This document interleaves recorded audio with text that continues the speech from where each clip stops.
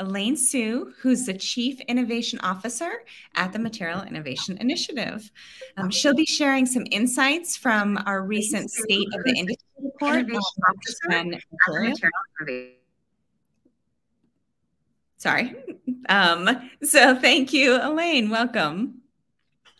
Hi, thank you, Nicole.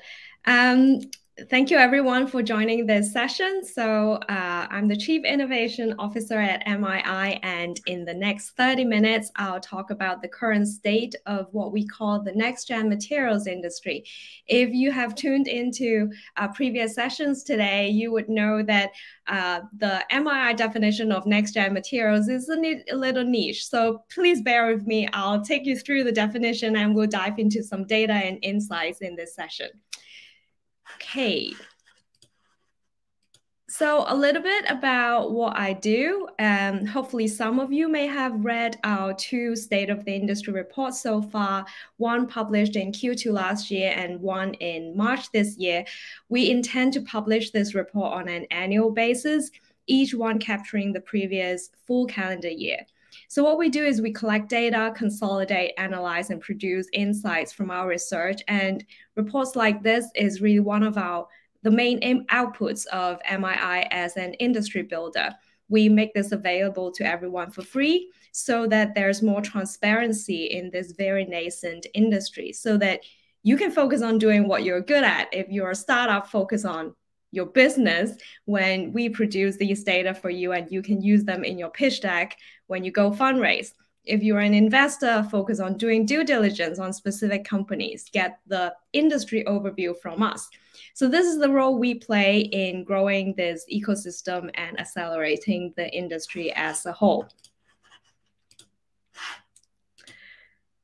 Yes, we are at the beginning of this journey. A new industry is born. I still remember drafting the introduction of the first ever State of the Industry report we produced last year. And the first sentence I typed was, "Have you heard of the next-gen materials industry?" Chances are you haven't. Because in fact, we came up with the name of this industry that we see emerging, and we gave it a definition. So before we dive into the data, doing the comparison and forming insights and making projections, it's important to set the foundation and talk about why we're scoping this industry the way we do, and why we think it makes sense to actually group these players together and maybe not include others in this definition.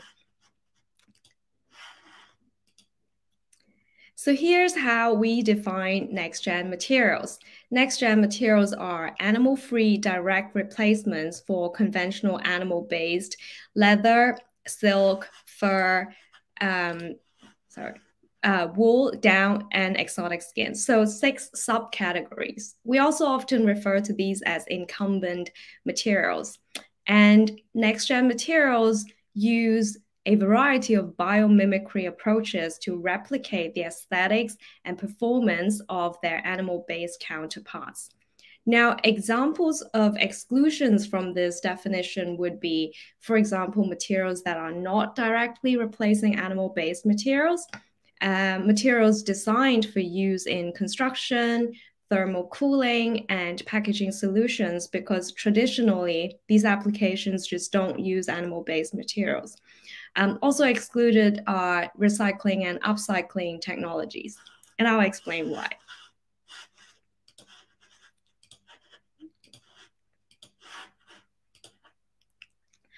We've seen this before in an earlier panel today. Hopefully you got that one. That was really awesome panel. We talked about how industry disruptions occur and about what we can learn from other industries, for example, the alternative proteins industry. For all the same reasons that alternative proteins had emerged to disrupt the food industry, now next-gen materials have emerged as the next big wave to disrupt primarily the fashion, home goods, and automobile industries, because they are the biggest buyers and users of incumbent animal-based materials.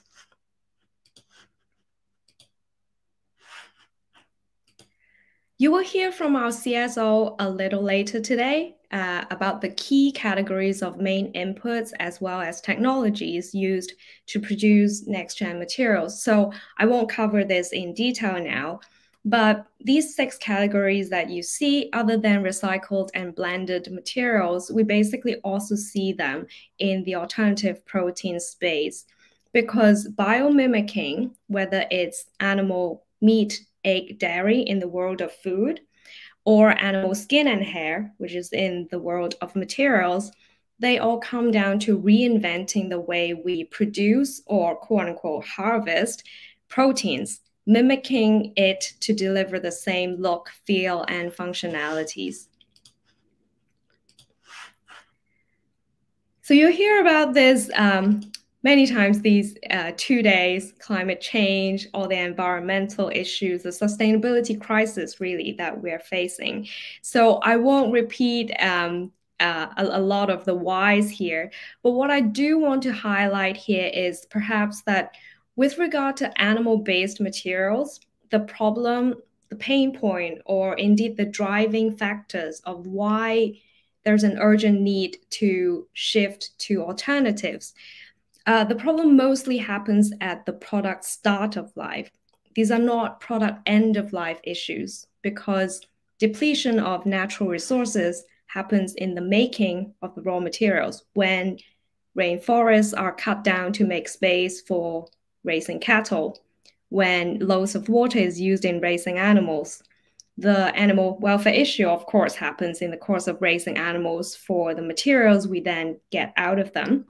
The intensive animal agriculture driving antibiotic resistance, thereby creating a public health threat, that also happens while raising the animals. So the negative impacts inherent in the way that the animal agriculture industry, that business model works, that happen at the creation point. And so it is not something that recycling can solve. It is not a question of whether something is biodegradable. It happened at the point of creating, trying to get that raw material out of animals.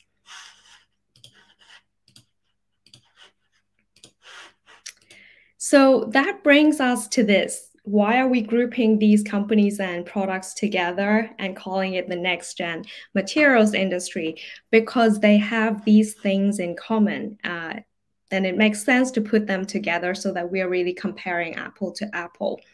New businesses and products are always trying to solve a pain point. And what we just talked about, all those product start of life issues inherent in animal agriculture, that's a common pain point these companies try to address. So the net impact these new companies and products create can also be commonly measured based on that. For example, if you say you're using pineapple leaves to make a material that's like leather instead of raising a cow to get leather, the savings in carbon emission, water, etc. Those are the kind of common measurement that we can measure net impact of these companies. Of course, in solving one problem, you don't want to inadvertently create another problem. So, for example, in the presentation, in the panel immediately before this one, it was discussed the problem of plastic. So other than the common pain point, to create alternatives to these incumbent materials, there are also common ground in the tech and the expertise they need. So for example, in biotech, there are also common existing economics, industry structures, and dynamics that they are up against. So for example, animal-based materials have a relatively higher price point. So it's very different economics compared to, for example, seeking to replace polyester, which has a much lower price point. Now, having set the background and cleared up the definition, let's dive into the data. What's unfolding here?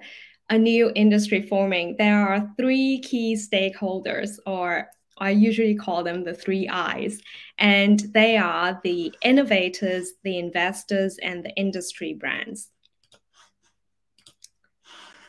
So it all begins with the technological breakthrough, because when truly competitive alternatives become a possibility, when consumers are not expected to sacrifice in order to do the right thing, only then there can be the tipping point for alternatives to shift or a new industry forming happening.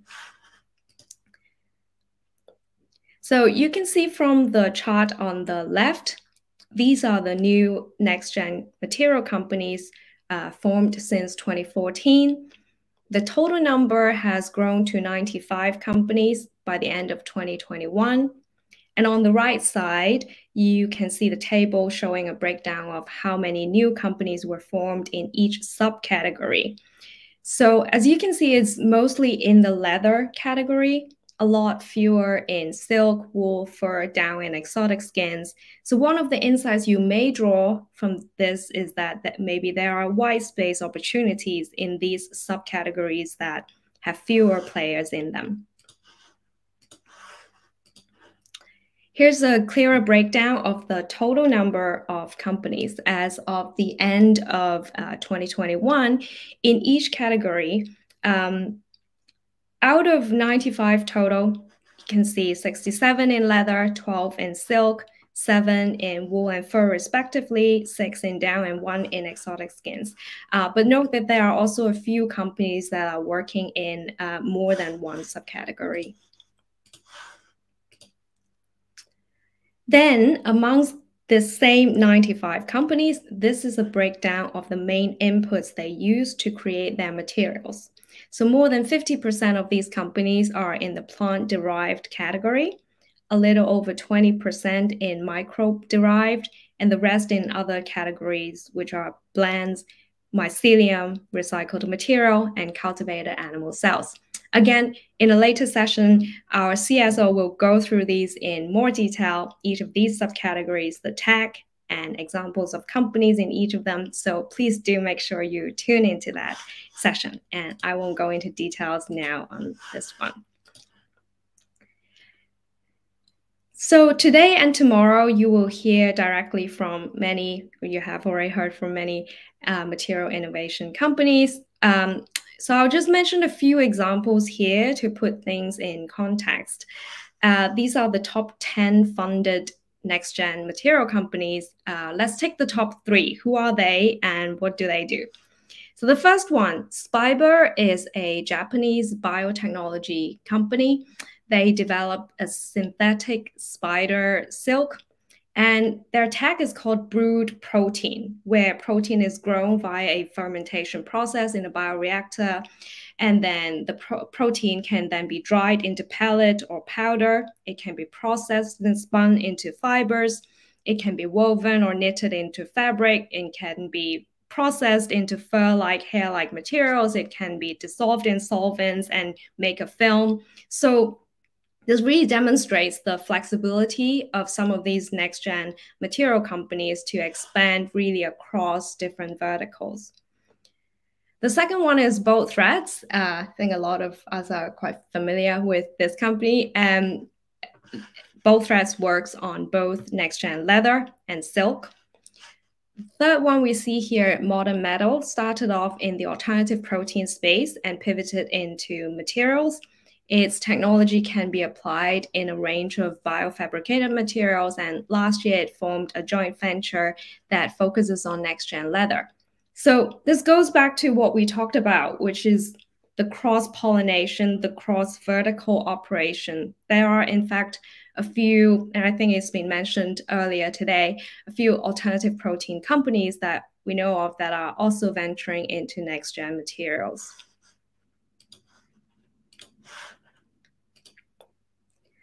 So there's a lot of fluidity, opportunity, and potential with these innovations. And one of the quotes that I really like, that I think best sums up the sentiment in this really young industry, was from the founder of Modern Synthesis.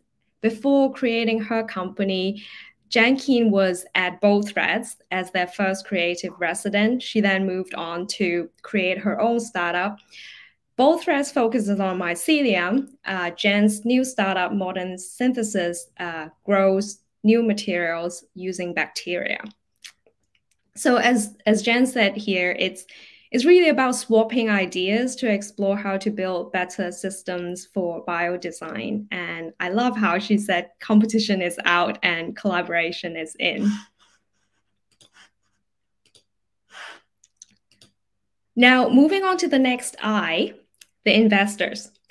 Companies need funding to grow, need funding to hire talents. Investors have a huge role to play in the scaling and acceleration of the next-gen materials industry. And in 2021, we saw the first exit in this industry, Spinnover, a Finnish tech company that uses wood and waste streams to produce materials, including next-gen wool, went public in June 2021. And notably, Adidas Ventures was one of the cornerstone investors in that IPO. Now, this is a snapshot of key data included in our report. If you focus on the two columns in the middle, $980 million was raised in 2021, and that amount more than doubled that in 2020. Moreover, the dollars invested in 2021 alone is nearly the same as the previous 4 years combined, even with the whole COVID pandemic happening. The largest deal you see here, the number 253 million, that was the Series E raised by both threads. You also see a number 189 individual investors who've unique investors. So these can be individuals or mostly actually firms funds who've invested in one or more next-gen material companies. They are also listed in our report.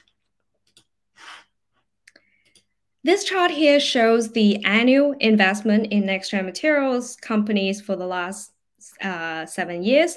You can see a clear upward trend, but also note that the number of deals, which is the line there, has not drastically increased from 2020 to 2021, but dollars invested has more than doubled, demonstrating that bigger deal sizes are to be expected as companies mature, demonstrate proof of concept and scale in this industry. And on the right, a few very exciting updates from 2022 so far, deals from Vitro Labs. Congratulations. Vitro Labs is going to be speaking right after me. Natural fiber welding and Michael Works.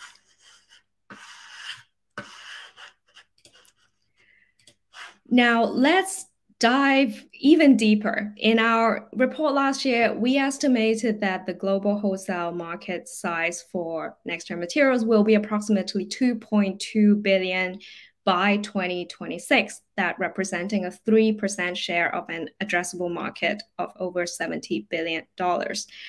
In forecasting the growth of this industry over the next 5 years, we look towards other industries such as electric cars and alternative proteins to derive a plausible growth rate. So for example, EV experienced a growth rate of 125% between to the annual growth rate of 125% between 2010 and 2015. We don't expect next-gen materials to grow at that rate, but from our research, it suggests that 80% annual growth for the next 5 years is quite likely. And we think that the next-gen materials industry is about 5 to 10 years behind alternative proteins. And in 2019, McKinsey estimated the market base for alternative proteins to be approximately 2.2 billion. There are actually two interesting points we came across while doing this research that I'd like to share with you. One, you might have seen much bigger numbers. For example, the 2021 global leather goods market size was estimated to be over $400 billion. But because we believe paradigm shift will be powered by fundamental reinvention and innovation in the raw materials, so all of our analyses are focused on the wholesale market of materials as opposed to the retail market of end products. So which of course would be at least several times larger. For example, if we look at the leather subcategory, we would analyze the leather material market and not the leather goods market. The second point is, as you can see on the right, there are three colors. The top is what we call next-gen materials. The middle part is current-gen materials, which are basically the 100% PU PVC materials currently used as animal material replacements, mainly driven by the much lower cost. The base part is the incumbent traditional animal-based materials. So we've been talking about creating alternatives to the bottom part, the animal-based materials. But given the consumer turn against plastic, we also expect the growth of next-gen materials to be driven at least partly, if not even quite significantly, by the demand to replace current-gen alternatives, the middle part.